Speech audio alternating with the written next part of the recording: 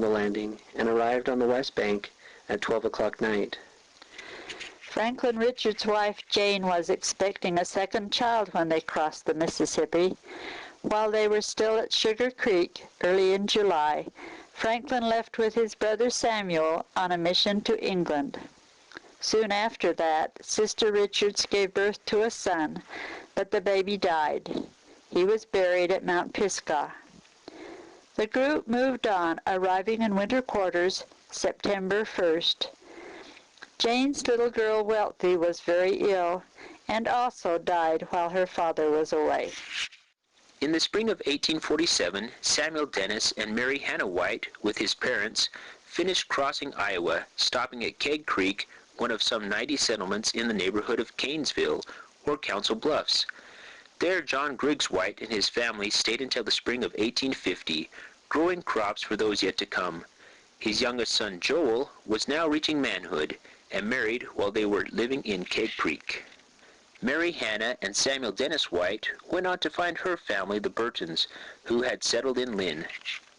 Hannah Burton was 61 years old and had borne 14 children. The stress of their journey, combined with their living conditions, took its toll, and on the 26th of July, 1847, she passed away. She was buried by their home, but her son Robert later moved the grave to higher ground.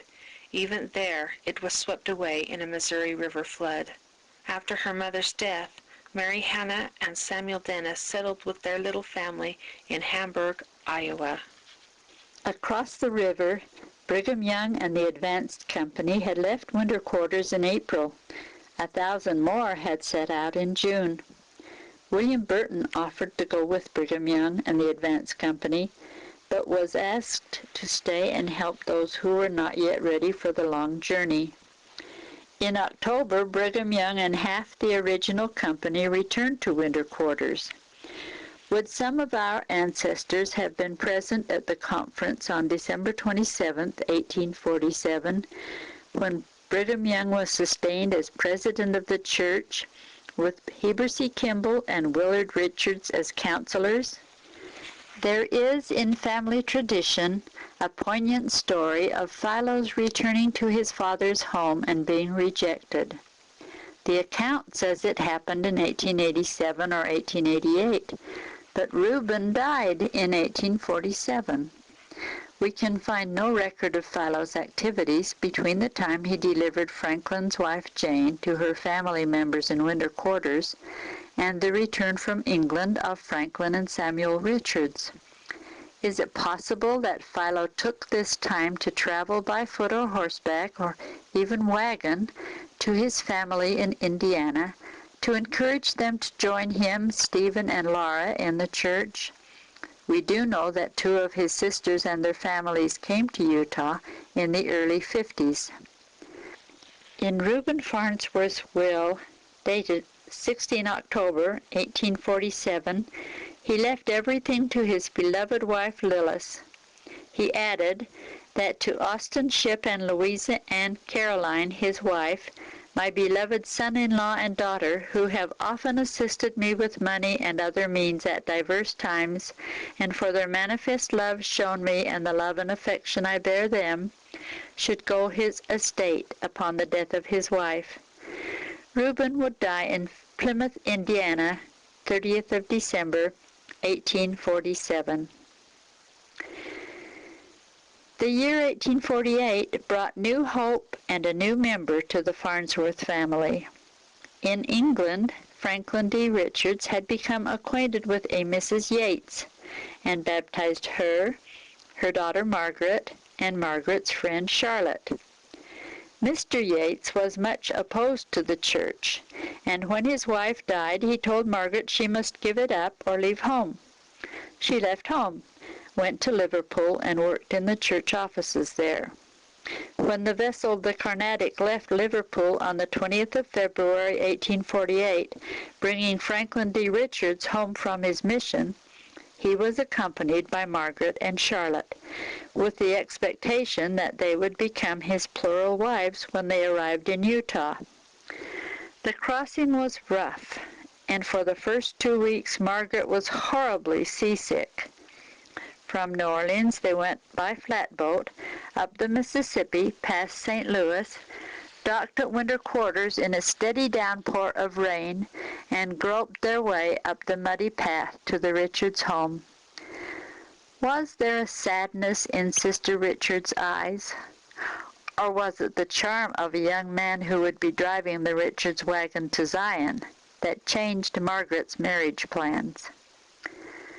At almost the same time Margaret Yates was arriving in America, the weary members of the Mormon Battalion were being discharged in San Diego. William and Melissa Corey, eager to see their family again, soon set out for Salt Lake City, while Melissa's parents began their trek west.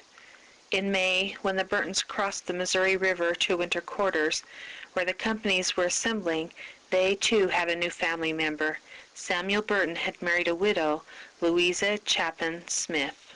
Mary Hannah and her husband, Samuel Dennis White, would stay at winter quarters for 2 more years, helping those who came behind them.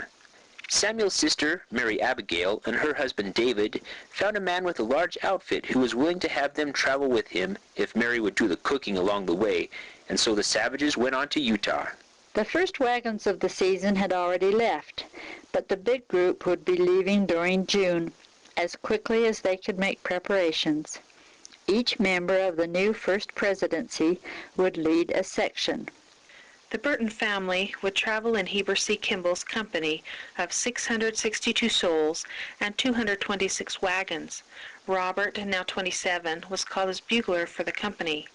The Burtons arrived in Salt Lake on the 23rd of September, 1848, and lived in the old fort until January 1849, when Samuel arranged for a house. Robert and his family lived with his sister Melissa Corey, while he built a house on the corner of 2nd West and 1st South, where he lived for many years. He would play important roles in the rescue of the Martin and Willie Handcart companies in 1856, the delay of Johnston's army in 1857, and would one day serve as a counselor in 2 presiding bishoprics of the church. Samuel Burton's new wife, however, was unhappy in Salt Lake. After 2 years in the valley, they moved to California, where Louisa bore him 2 children, Maria and Dixon. Samuel died the 21st of June, 1852, in a small mining town in California, and was buried in Sacramento. The 3rd 1848 company of 526 people with 160 wagons, under the direction of Willard Richards, included Philo Taylor Farnsworth, who again was teamster for the Franklin D. Richards family. They arrived in the valley on the 10th of October, 1848, and only 19 days later, Philo and Margaret Yates were married by a huge bonfire, with Franklin D. Richards officiating. As a wedding gift, Brother Richards presented them with his best team of oxen. They lived in their wagon while Philo helped build homes for the new immigrants. The following summer, Philo wrote to his father-in-law, James Yates, Great Salt Lake, September 12, 1849.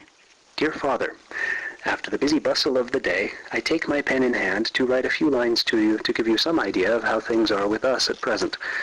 We are well and doing well, and times are good here. I have been making bricks this summer for a living. There have been a large group of immigrants through here this summer going to the gold mines. They have brought many things here that have been very useful to the people, such as horses, oxen, covered wagons, harnesses, clothing, etc. I shall take up a farm of 40 acres in Utah Valley, where we propose moving this fall. All it costs is the taking up the land, surveying, and recording the deed, which costs about $5 for 40 or 50 acres. Philo may also have told James Yates that he was about to become a grandfather. Almost exactly a year after their wedding, on the 15th of October, 1849, a son was born to Margaret and Philo. He was named after his father. The following spring, Philo Farnsworth, John Mercer, and William Henry Adams were sent by Brigham Young into the valley of Utah Lake to assess the area for settlement. They passed Willow Creek, which would become Draper, crossed the American Fork Creek and the present site of Lehigh, and then traveled east till they came to a beautiful grove of cottonwood trees bordering a clear stream, Grove Creek. There they camped, turning their horses out to graze in the tall grass. The next morning, the three men explored the valley, each in a different direction. Farnsworth and Mercer reported 2 mountain streams offering plentiful water, canyons full of game, timber, and brush for wood. Adams had seen the tall, straight trees suitable for log houses, also scrub cedars, fine for fencing. Being a mason, he had noticed the abundance of rocks on the hillside, which would be valuable in the building of house foundations. At a special conference held at Salt Lake City, 8th of September, 1850, Brigham Young called for some families to go settle on the town site, which would be known as Pleasant Grove. Among those who responded were Philo, Margaret, and their little son, now almost a year old. Just as they were leaving, the Samuel Dennis White family, who had been staying in Iowa supporting the new immigrants, was arriving in Salt Lake on Mary Hannah's 32nd birthday, August 31st, 1850. They had eaten the last of their carefully rationed food that morning. It seemed wonderful to have water enough in which to take a bath and also to wash their dust-caked clothes. Dennis's sister, Mary Abigail, and her husband David Savage met them and urged them to come to Utah Valley, where they had taken up some land. The offer was accepted. Samuel Dennis's father and his brother Joel arrived in the valley a few days later. The group rested in Salt Lake City until after the semi-annual conference, and on October 5, 1850, they left on their way to Cedar Valley, 35 miles south, Lehi. Also in this company was a widow, Elizabeth Moorhead, and her daughter Anne and son Preston. The Moorheads had been neighbors and friends of the Whites throughout the Iowa experience. Elizabeth's husband and 2 sons had died on the way west. Arriving in Utah Valley, the company set their wagon boxes on logs on the ground to be used as temporary homes. Samuel Dennis and the others cleared the land and broke up the sod, ready for planting, cut cottonwood trees, found some miles up the creek, and hauled them to the spring for making cabins. These were crude, 1 and 2 rooms only. The walls were about 7 feet high, gabled at each end. The leaky roofs were a combination of willows and dirt. A sod fireplace in one corner served for cooking, heat, and light. Some made doors of wagon boxes, others used quilts. When the wagon covers were no longer needed for housing, they were made into dresses. A ward was organized, with Charles Hopkins president, David Savage first counselor, and Samuel Dennis White as second counselor. In time, the community became a fort.